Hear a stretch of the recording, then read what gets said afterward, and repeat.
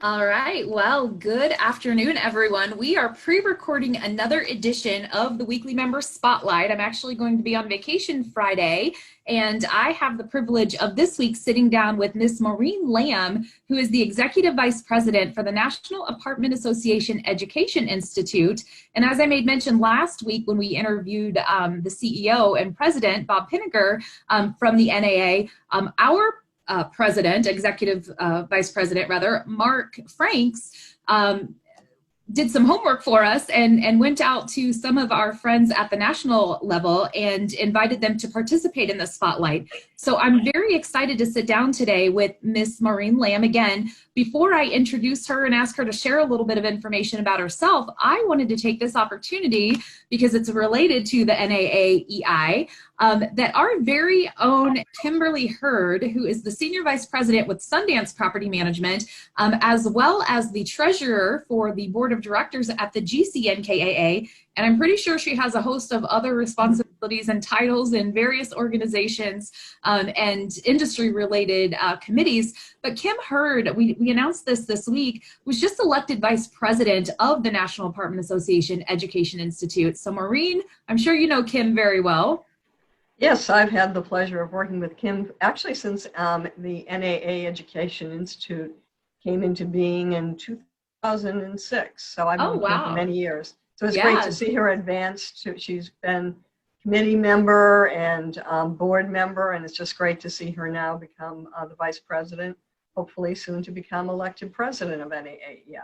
Well, wonderful. We're very proud of her. So I did not want to miss the opportunity to say congratulations. And we're so proud of Kim and her accomplishment there.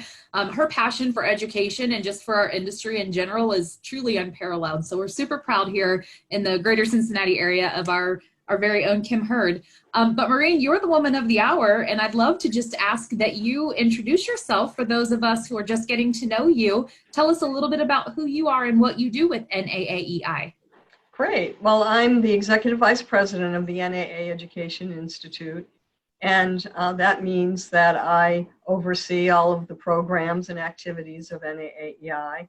I have the pleasure of working with a board of directors, and we also have 3 committees, so probably many of your members are members of those committees.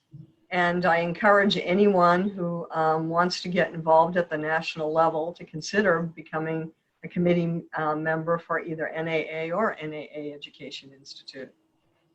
Definitely. Well, how did you get into the industry, and how long have you been in the apartment industry? I've been in the apartment industry for 24 years, and I got into it because a friend of mine was married to the executive vice president of NAA 24 years ago. Oh, wow. And we were out to dinner, my husband and I were out to dinner with my friend and her husband, and he was talking about having to find an education director for NAA. And I had worked for an association and really loved the association business. And at that time, I was working for a marketing firm. And the job sounded very, very interesting, something that I had a background to do. So I applied for the job, and that's how I got in. So I was hired as Director of Education. Through the years, I was a VP of Administration at NAA. And then when they started the NAA Education Institute, I became the EVP of NAAEI. Wow, that's interesting. It's funny how everyone sort of gets into the apartment industry, regardless of what level you enter, by accident, by complete accident. Yeah. Well, that's interesting. What's one of your more memorable stories about your 2 decades plus in this industry? I think it's really just about the people and the relationships. This industry is just a terrific industry. It's a people business, so it's no surprise that people are very supportive of each other, very helpful.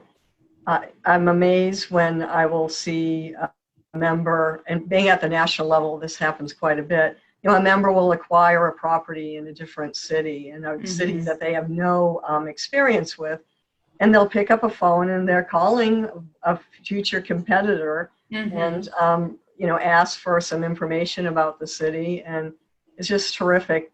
And this is part of the association business as well, that when your colleagues at the association level, you pick up when you answer that phone call, you are helpful.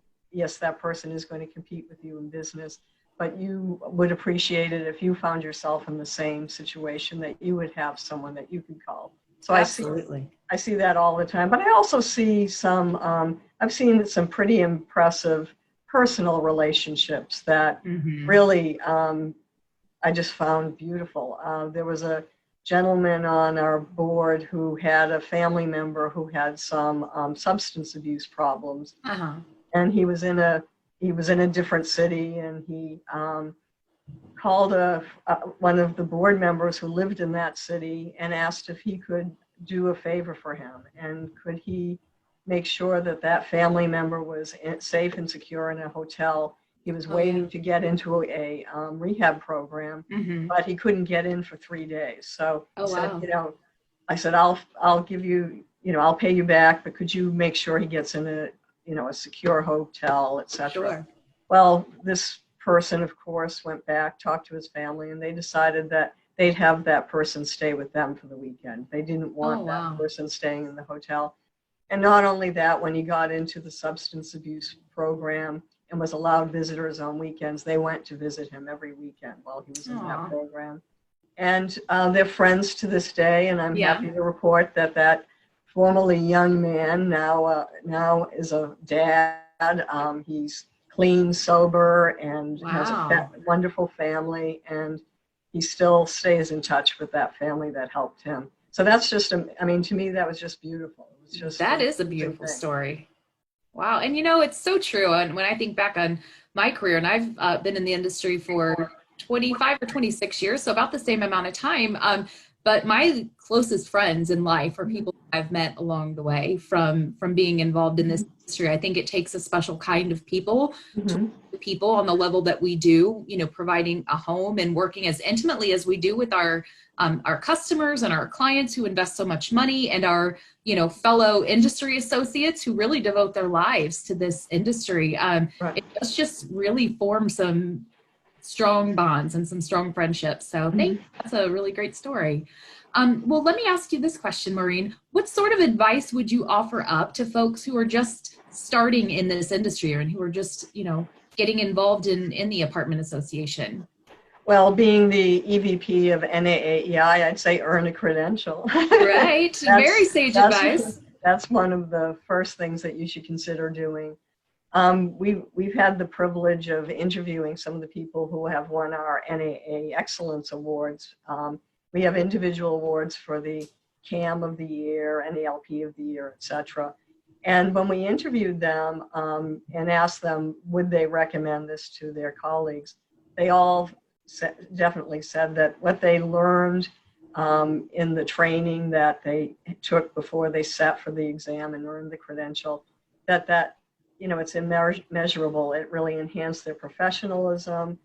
It gave them confidence. They were more confident in their job. And when you're confident, there's an aura around you that leads to you being noticed, and leads to better jobs down the road as well. So they all agreed that the first thing you should do for yourself is to become as professional as you can, and earning that credential is an easy way to do it. And you get to meet a lot of people. You get to formulate that network that we both just talked about.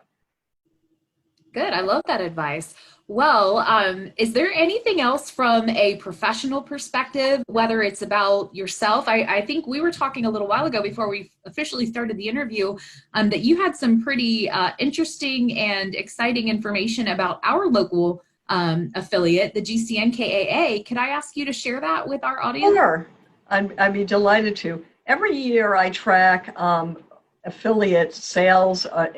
Every affiliate purchases education products from NAAEI.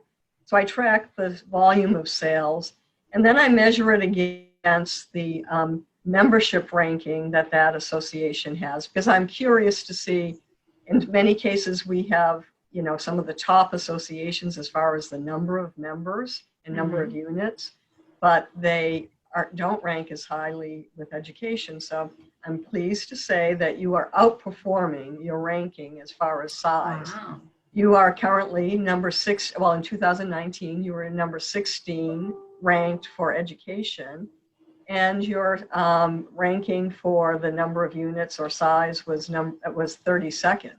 Wow. So you are, really outperforming your size as I far would as say so. education. That's exciting. Well, I It will is. tell you, as a board member, I sit on the board and the executive board. Education is truly the focus of our board. And, in addition to providing the support to, all of our members and primary and associate members, we just emphasize education, and we have a great committee. And I know that so many, I'm not going to mention names because I don't want to leave anyone out, but Heather specifically at the GCNKA, who kind of heads up the education committee, she, along with the board members and committee members who participate, there is no shortage of communication and resources available promoting both our local education classes as well as the NAA designations and different classes. So we're so proud of that. That's exciting, and I appreciate that.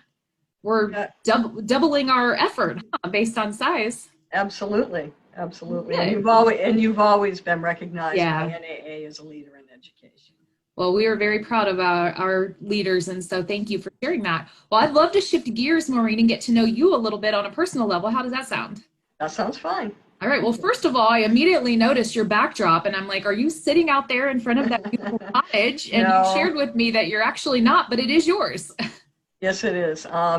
That I have a little cottage. It's been in our family since 1960. It's in Dennisforth, Massachusetts, and that's the cottage. And I'm going to be retiring at the end of this year, and I'll be spending Thank you. I will be spending my winter on Marco Island in Florida. Love Marco I will be Island. on Cape Cod and Dennisport in the summer. So this is the time of year when all the hydrangea are out on Cape Cod, and it's just wonderful, just very pretty. That is beautiful, and that sounds like quite the retirement, splitting your time between Marco Island and Cape Cod. So my goodness. Yeah, well, I'm fortunate that I've been, and this is some other advice I'd offer people, really, if you have a 401k, start putting your money into your 401k so that you can afford to have a retirement that's right. It's going to be as nice as the one I hope to have. Oh, well, good for you. Well, that picture is beautiful. It's been nice seeing that backdrop while we sit here. Well, tell us a little bit about your family, Maureen. Well, I grew up, I was the oldest of 6 kids, and education was very important to in my family. I had actually 2 uncles that were school principals and an aunt who was a teacher. And actually, I was a teacher. I was a high school teacher for 5 years. Oh, wow. What subject? I was a home ec teacher. So I actually knew something about housing. Got it. When I got into the apartment business. So when I was growing up, my family, having 6 kids, they couldn't afford to send all 6 kids to very expensive colleges. So they shared that, they wanted us all to go to college, but we'd have to go to a state school. And I lived in Massachusetts. So I have a friend who calls us the poster children of the state college system in Massachusetts, because every one of us went to a different state college. Oh, that's funny. But all in Massachusetts? All in Massachusetts, yes. Well, that's fun. Yeah, so it was. And quite the feat, frankly, to have 6 children complete school, state school or otherwise. That's congrats to your family on that. Yeah, but it was, I just thought it was, again, a nice tie to education that they thought was important enough. But they had to set up some ground rules in order to be able to afford to send 6 kids to school. So we're, as I said, the poster children for the Massachusetts State College system.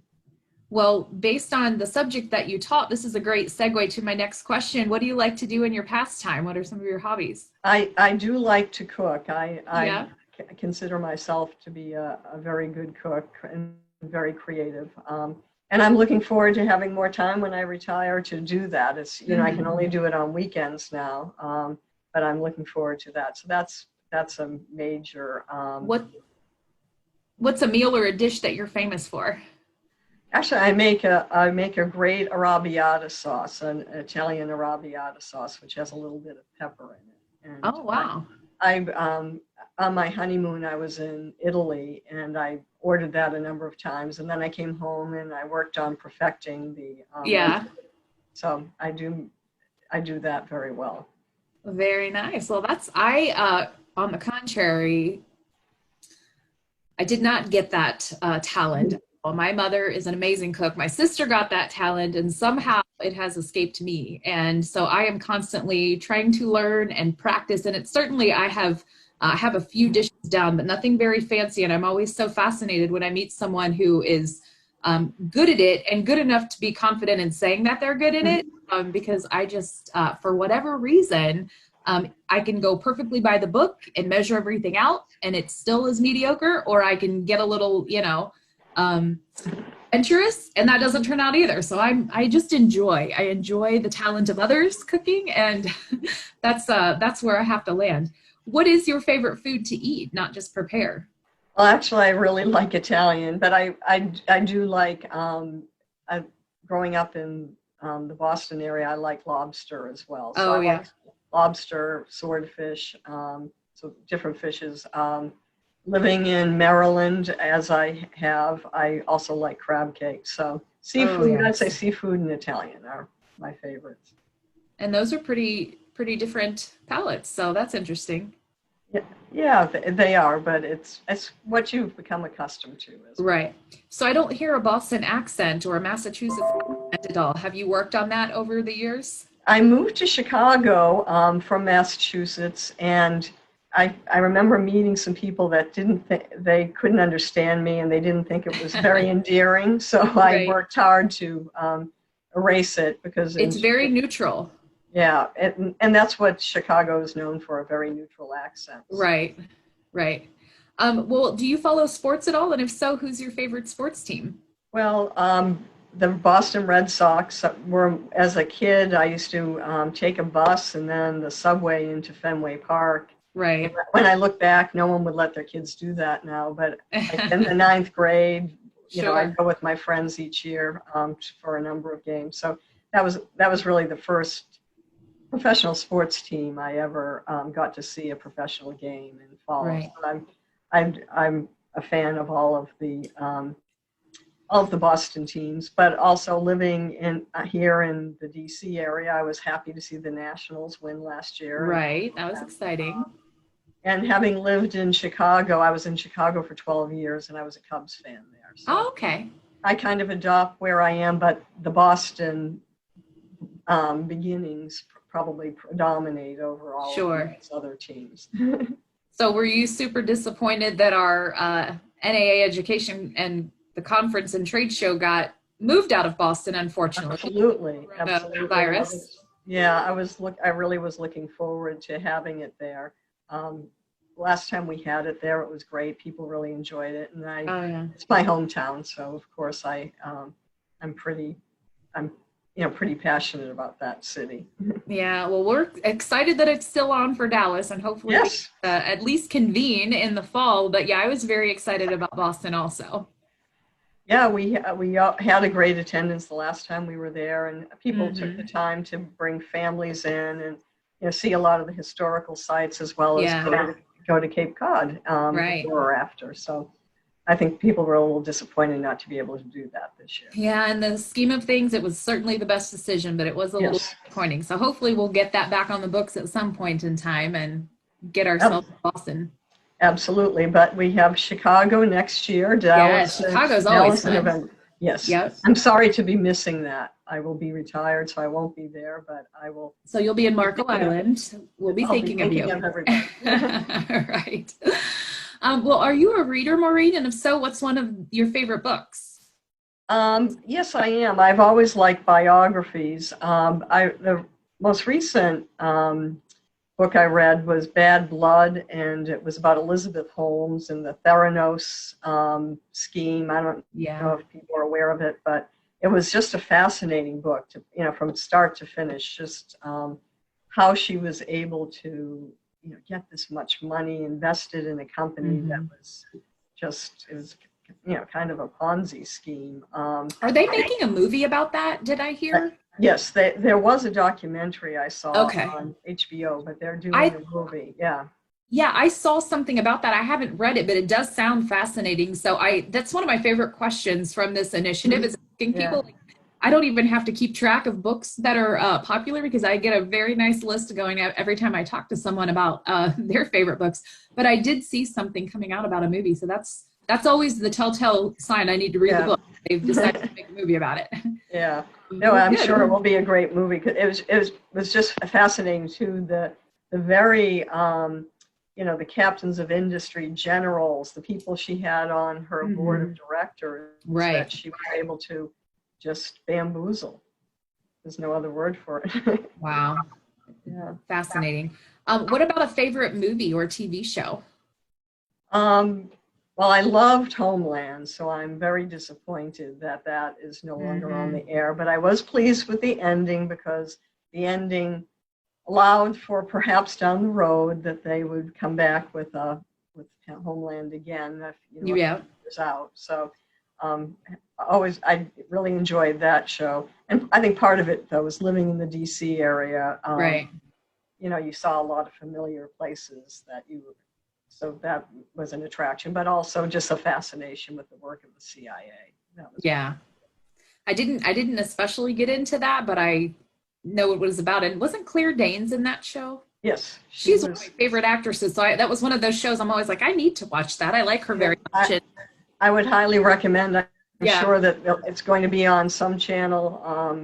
Probably, it would be a lot. I think there were 7 or 8 years, or Yeah, good so. binge watching Yeah, type it, show, it I'm would be. sure. But it was really lots of cliffhangers, very exciting. Yeah.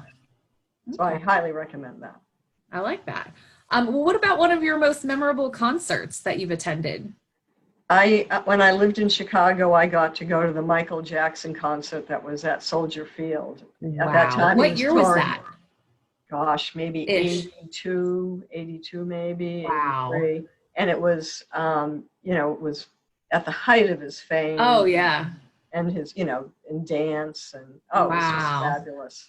It That's was great. amazing. I mean, to see Michael Jackson anywhere, anytime, but that sounds pretty amazing. Yeah, it was great. I've seen quite a few concerts, but that one was especially memorable because all the hype about his tour, and Oh yeah. yeah, it was pretty cool. And that was like my favorite genre of music, his early 80s stuff. So It was, yeah, it didn't get better even than that for today, I me. mean, when that gets played today, you can't help but just want to dance. Oh, heck yeah. Billie Jean, that's the Yeah, best for me. Well, I really appreciate your time, Maureen. I'm gonna let you get back to your afternoon here, but I just wanted to ask you one more question. I like to end the interviews this way, but I wanted to just ask, how do you think the folks who have worked with you in your career, how do you think people would describe you as a professional? well, hopefully, hopefully they would think that I was passionate about the apartment association and the apartment industry, and that I did everything I could to enhance the education opportunities that we offer people who work in our industry, as well as the getting the word out and letting people know about this fabulous profession. Mhm. The mission of NAAEI is twofold. It's to provide education and training, but also to promote careers in property management. So hopefully they think that I took that seriously and did everything Mhm. I could. And the third thing is none of that could have been done without our local affiliates, the local apartment associations. So hopefully they would say that I listened to their wants and needs and really tried to meet those wants and needs. You couldn't always, you can't do everything, but Mhm. I did try to pay a lot of attention and try to make sure that our programs were going to meet their needs. And there's so many different sizes of associations. It's kind of a science to develop something that can work for a one-person association versus perhaps association in Cincinnati that has, certainly more staff. So That's a great point. it's been fun. It's been a challenge, and I did my best. Well, let me tell you something. As someone who has kind of grown up in the industry, I accidentally got into the industry in high school, frankly. I was a part-time Saturday girl leasing consultant and worked my way through college and had no idea what apartments were and what the industry was. And I was talking to Bob a little bit about this last week when his spotlight was the feature, just about how proud it makes me to see the evolution of professionalism in our industry and the fact that, you know, we as an industry have worked so hard. And I had no idea who behind the scenes was doing this. So thank you. It's clearly been you leading the charge at the national level. But for the emphasis to be on education and professional designations and kind of helping us level up with the perception of how professional we are, it's very difficult what we do in this industry because it's not just one specialty. I mean, you have to be good at so many different things, and it's such a wide array of talent and skill to work in this industry, especially at the site level. We were talking about all the different hats that you wear. You might have to be an accountant from 9 to 10 a.m., a psychologist from 10 to 11 a.m., a maintenance person from, you know, 11 to 12. And you have to have all of these special skill sets, but then you also have to be able to work with people. And so the training and the education and the conditioning that it takes to really just evolve that level of talent, it's not easy. And I love that we now have college degrees based in property management. We not only have that, but the professional designations of, like you said, NALP, you've got CAM, you've got CAPS. I'm sure you could do a few more. CAMT, don't forget CAMT. CAMT, that's exactly right, the service side of it. And so it just makes me very proud, and I can speak firsthand to having watched the evolution growing up in the industry of the importance of and the value of the education. The singular regret that I have about this industry is that I didn't get as involved and know all of that about the association designations and education, the NAA conference even. I just went to that for the first time, I don't know, 5 or 6 years ago, but I've been in the business for 25 years. So I appreciate very much the passion that you've had for the education piece of what we do. And I share your enthusiasm and encourage people to get involved. Now that some of those modules are available, probably all online at this point. Yes. That's such a welcome, you know, adaptation. So now you can sort of do it on your own timeline. And it's just very encouraging and makes me very proud to be part of this industry. I think if you were to dissect different industries of the varying, you know, industries across the country, what we've done to level up our sophistication and professionalism in the apartment industry, I would say is unparalleled. I would too. I agree, totally. Good. Well, it has been a pleasure to get to know you a little bit. Congratulations on your retirement, and thank you for your service to us. I hope the rest of the year has an uptick for you. This has probably been a year for the record books for many reasons. No shortage of craziness in the world these days. But thank you, Maureen. It's been a pleasure, and we're going to air this interview on Friday. So if you're on social media, please share it and make sure everyone in your office watches and does the same.